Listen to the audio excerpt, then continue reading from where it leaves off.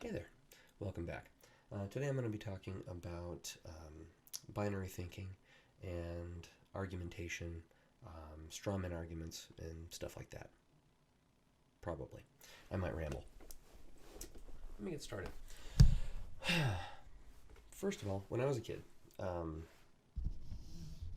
when I would criticize something that Reagan or Bush would do, I was called a liberal, a Democrat, then when Clinton was in office and I would criticize something that he would do, I was called a Republican, and all the horrible things were said about Republicans at that time.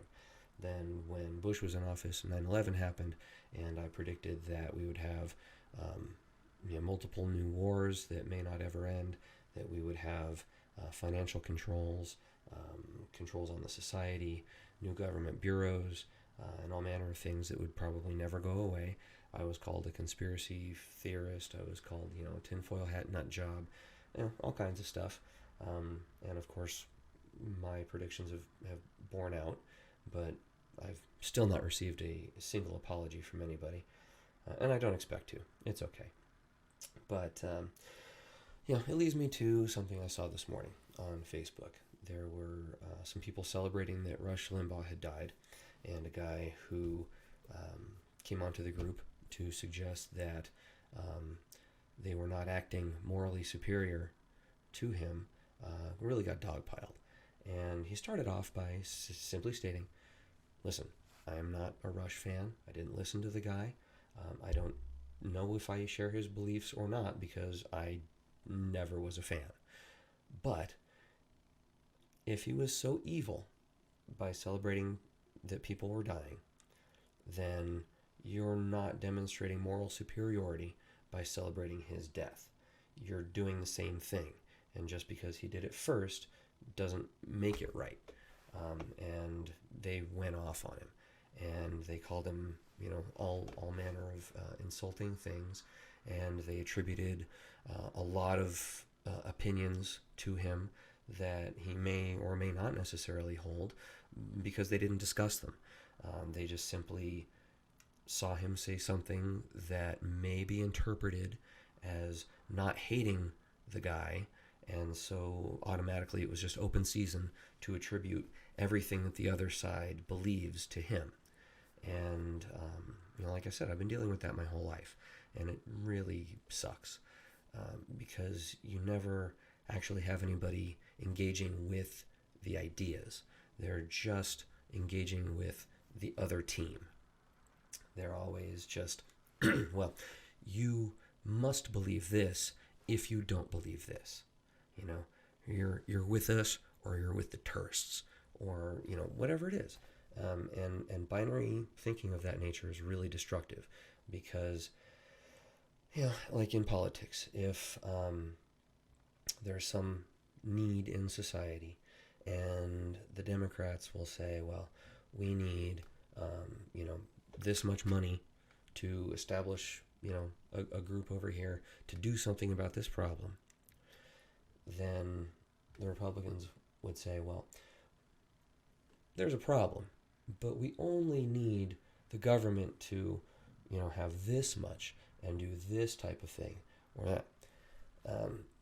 It's ignoring the fact that there might be a solution that has nothing to do with them, and that there would be a way to accomplish the goal without any taxation, for example. But that voice is completely ignored because anytime you would bring one side or the other up, then you're automatically one of those. And these are the thoughts that you have. And no matter what you say, this is what you really believe. And this is what you're actually saying.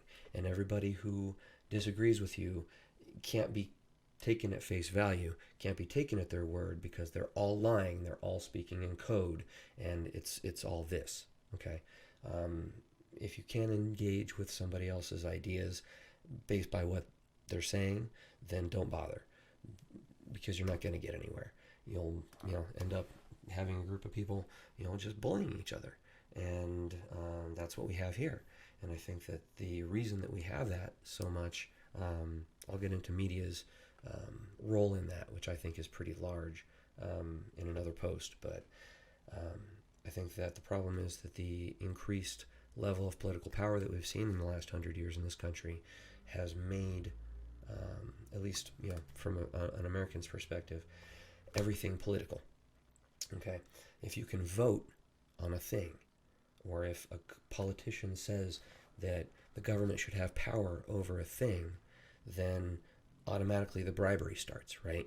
The guys that want the thing have the ability to say, we can put money into this thing. And so they're bribing the people that believe with them into voting for it.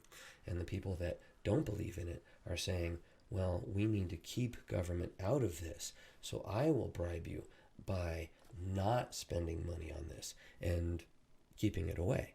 And so it's just depending on what the issue is, whether it's a personal choice, whether it's an economic choice, whether it's something military, something humanitarian, whatever it happens to be.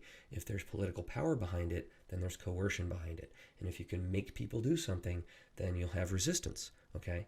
And when you have resistance, then you have conflict.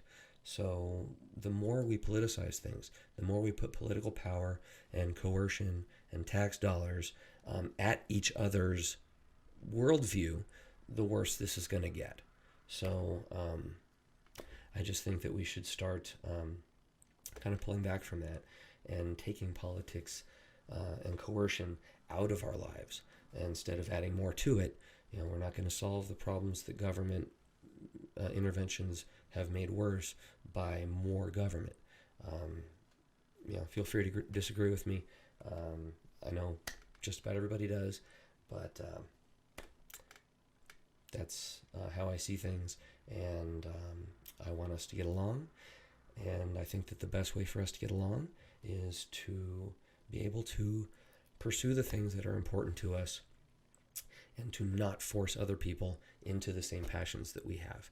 And the only way to do that is to have government and taxation and coercion out of our lives as much as possible, so that we can direct as much of our time and energy to the things that we think are important as possible.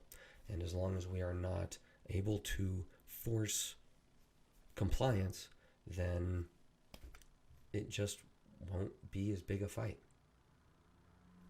So, till next time.